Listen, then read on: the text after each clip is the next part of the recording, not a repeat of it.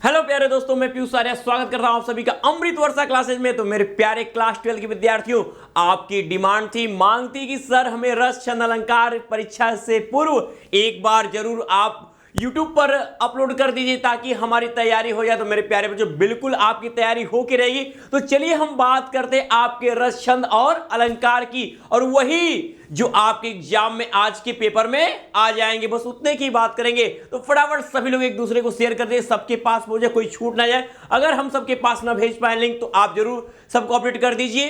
तो चलो बच्चा, स्टार्ट करते हैं आज का ये सेशन। बात करेंगे सबसे पहले संयोग श्रृंगार की। रस की स्टार्टिंग होगी, आपके रस से हम शुरू करेंगे, फिर आपके छंद पे आएंगे, फिर अलंकार पे। ऐसा आप देख रहे हो बच्चा, फटाफट बता दो, क्लियर दिख रहा है आपको? ठीक है, तो सबसे पहले हम बात किसकी कर रहे हैं? आपके रस की। ठीक है बच्चा, तो चलो आते हैं हम रस पे। ठीक है, बारी अब यहां कह रहे हैं कि हम संयोग श्रृंगार, जब नायक और नायिका, जब नायक और नायिका के क्या हो बच्चा? जब नायक और नायिका की मिलन का वर्णन होता है तो संयोग श्रृंगार होता है। जब नायक और नायिका के मिलन का वर्णन होता है तो क्या होता है? संयोग श्रृंगार होता है। और रही बात इसके अस्थाई भाव की, तो चाहे संयोग श्रृंगार हो चाहे वियोग श्रृंगार हो, रति, रति अर्थात प्रेम। ठीक है, तो रति इसका क्या होता है? अस्थाई भाव होता है। अब हमें संयोग श्रृंगार का अगर उदाहरण लिखने को आ जाए तो हम लिखेंगे कि मेरे तो गिरधर गोपाल दूसरो न कोई। उदाहरण हम बहुत आसान ले रहे हैं कि अगर आप नहीं याद कर पा रहे हो, आसानी से पल भर में याद करके आप जाके छाप दो। ठीक है, और जाके तो गिरधर गोपाल दूसरो न कोई। ठीक है बच्चा, तो ये संयोग श्रृंगार। अब बात करते हैं वियोग श्रृंगार की। तो जब नायक और नायिका के बिछुड़ने का वर्णन होता है तो वियोग श्रृंगार होता है बच्चा। किस चीज का? बिछुड़ने का। ठीक है, मिलने का संयोग। तो इसका उदाहरण हम क्या देंगे? बहुत स्पष्ट है आपके सामने, ध्यान दीजिएगा मेरे प्यारे बच्चों।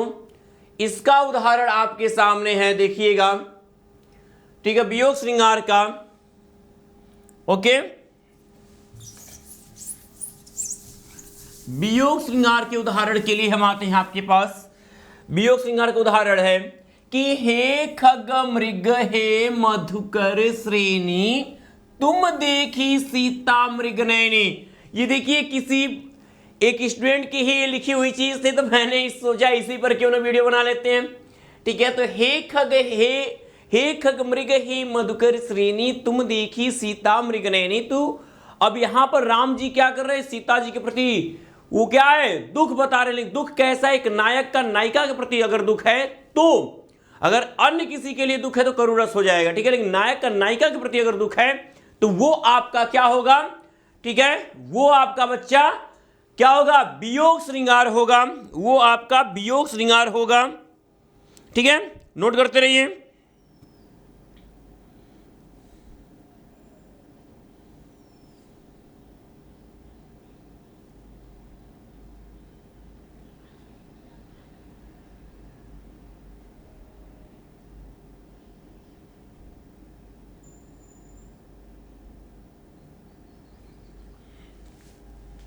अब है आपका हास्य रस।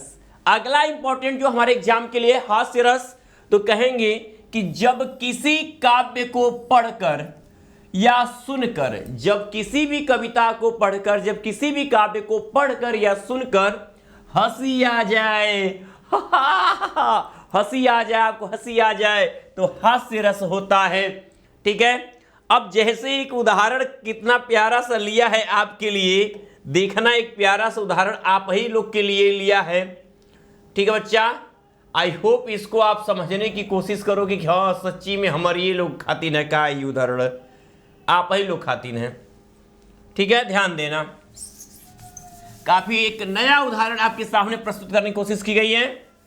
ठीक है, देखिएगा कि चींटी चढ़ी पहाड़ पे चींटी चढ़ी पहाड़ पे मरने के वास्ते, ठीक है, और नीचे खड़े कोहली कैच लेने के वास्ते। कल तो शतक ही मार दिए पाकिस्तान को हराने के लिए, क्योंकि इनको और कोई नहीं दिखता है बस पाकिस्तान के समय ही प्रदर्शन करेंगे, ठीक है, लेकिन सबसे बड़े योद्धा वही हो जाते हैं। तो यहाँ पर आपको हंसी की चींटी को लपकने के लिए कोहली जी खड़े हैं।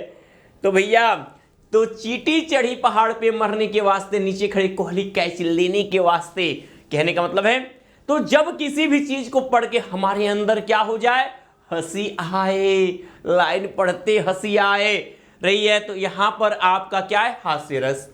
अगला इंपॉर्टेंट जो एग्जाम में आपके आने वाला है, करुण रस। जब किसी काव्य को पढ़कर मन में दुख का भाव उत्पन्न हो, यानी नायक और नायिका की बात को छोड़कर अन्य किसी भी तरीके से अगर मन में भाव उत्पन्न होता है, किसी प्रिय के मृत्यु का, किसी के प्रिय के बिछड़ जाने का, किसी प्रिय वस्तु के खो जाने का, बस नायक और नायिका का दुख न हो, ठीक है, तो करुण रस होता है। जैसे दुख ही जीवन की कथा रही, क्या कहूं आज जो नहीं कही, क्या कहूं जो आज नहीं कही, ठीक है बच्चा। तो ये रहा आपका रस। अब हम आते हैं आपके किस चीज पे बच्चा, छंद पे। दो छंद इंपॉर्टेंट आप तैयार करके चल जाओ, दो छंद आप इंपॉर्टेंट तैयार करके चल जाओ। आज के आज फटा ही फट काम कर लियो बच्चा, रुकना नहीं बच्चा,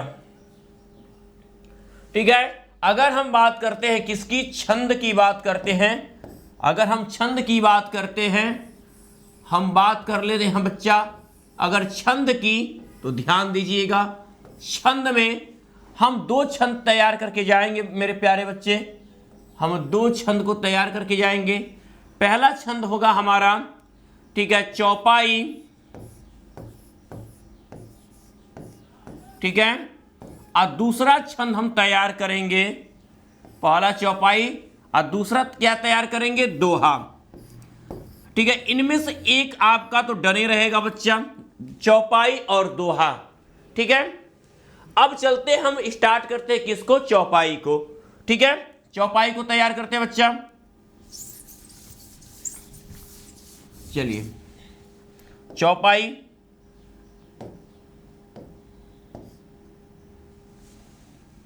अब हमें लक्षण सहित उदाहरण सहित लिखना होता है। तो चौपाई छंद की अगर हम बात करें बच्चा, चौपाई छंद, इसके मात्राएं बराबर होते, तो ये पहले हम ये कैसा मात्रिक है ये लिखेंगे। तो यह एक सममात्रिक छंद है, यह एक सममात्रिक छंद है, यह एक क्या है, सममात्रिक छंद है। इसमें 4 चरण होते हैं, इसमें 4 चरण होते हैं, ठीक है बच्चा, इसमें क्या होते हैं, 4 चरण होते हैं, ओके। प्रत्येक चरण में, प्रत्येक चरण में 16 मात्राएं होती हैं, 16 मात्राएं होती हैं,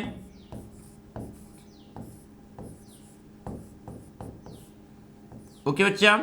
उदाहरण के लिए हनुमान जी को याद करिएगा एक बार, ठीक है, उदाहरण के लिए चालीसा यानी चौपाई बच्चा, उदाहरण, ठीक है, ध्यान दीजिएगा।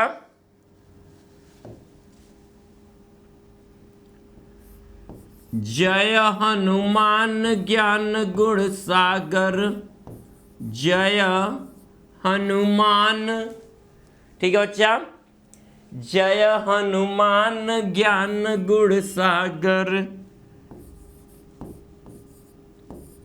गुण सागर,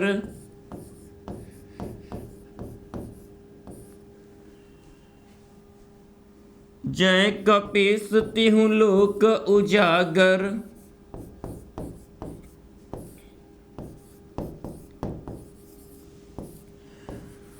लोक उजागर,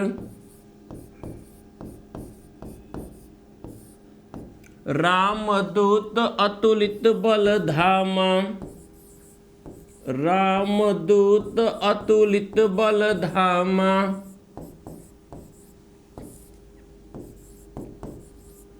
बलधामा, अंजनी पुत्र पवन सुत नामा, अंजनी पुत्र पवन सुत नामा,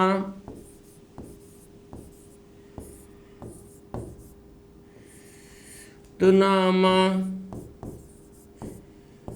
ओके बच्चा, अब यहां पर 4 चरण हो गए। अब प्रत्येक चरण में 16-16 मात्रा दिखानी। चलो हम एक लाइन का मात्रा हम दिखा देते हैं। आप जानते हो कि जिसपे कोई मात्रा न हो, छोटी की मात्रा हो, छोटा हो की मात्रा री हो, उस पे आपको पाई क्या करना है? 1 पाई लगाना है मेरे प्यारे बच्चों। कितना? केवल 1 पाई लगाना है, याद रखिएगा। उसके ऊपर ऐसे लघु जिसके अब आ की मात्रा, बड़ी की मात्रा, बड़ा उ की मात्रा, ए ऐ ओ औ अंग अ की मात्राएं आती हैं, उन पे 2 पाई लगाना है। ठीक है बच्चा, ये काम आपको करना है। ओके, ध्यान दीजिएगा।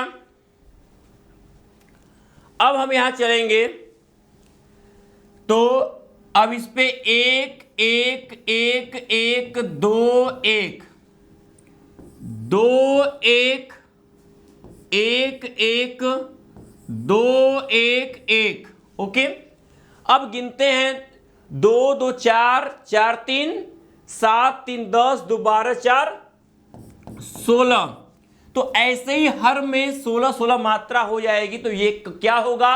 ये हमारा चौपाई छंद है। ठीक है, अब इसी में हम बच्चा अगला आते हैं।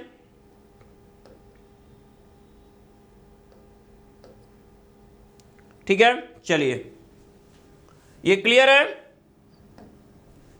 नेक्स्ट पे दोहा छंद की बात कर लेते हैं।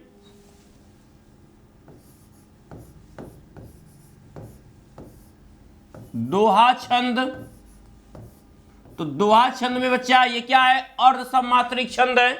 यह एक अर्ध सममात्रिक छंद। इसके पहले तीसरे में 13 13, दूसरे और चौथे में 11 11 मात्राएं होती हैं। ठीक है, तो जो आप हनुमान चालीसा के शुरू में आप जो लिखते हो वही उदाहरण इसमें दे देना। पवन तनय संकट हरन। ठीक है, तो वहां पर स्टार्ट करके जो आएगा 4 चरण आपके देखो कि पहले में 13, दूसरे में 11, तीसरे में 13, चौथे में 11। ओके बच्चा, डन रहेगा। और बाकी अगर अलंकार की बात करते हैं तो आप 3 अलंकार भी अगर याद करके जाते हो, उपमा अलंकार, रूपक अलंकार और आपका उत्प्रेक्षा अलंकार, और इनके उदाहरण आप तैयार कर लो। जहां उपमेय में उपमान की समानता की जाए, अरे तुलना की जाए, उपमा अलंकार, समानता की जाए, रूपक अलंकार, संभावना की जाए, उत्प्रेक्षा अलंकार। तो उदाहरण के लिए अगर हम बात करते हैं, ठीक है, तो पीपर पात सरिस मन डोला, पीपर पात सरिस मन डोला। अब यहां पर उदाहरण ये उपमा अलंकार का। ठीक है, जहां उपमेय की उपमान से तुलना की जाए वहां पर उपमा अलंकार होता है। उदाहरण ये है रूपक अलंकार, जहां उपमेय की उपमान के साथ समानता दिखाई जाए, एक ही मान लिया जाए रूपक अलंकार। जैसे चरण कमल, चरण कमल बंदो हरिराई, बंदो हरिराई, चरण कमल बंदो हरि राई। ओके, उत्प्रेक्षा अलंकार, जहां उपमेय के उपमान में संभावना व्यक्त की जाए वहां उत्प्रेक्षा अलंकार होता है। जैसे में, ठीक है, मानो हवा के वेग से सोता हुआ सागर जगा। ठीक है, तो लिख जाओगे। उम्मीद करते हैं 6 नंबर आप कंप्लीट करके एग्जाम में आने वाले हो। तो मेरे प्यारे बच्चों आज के लिए इतना, जाइए, all the best, all the best.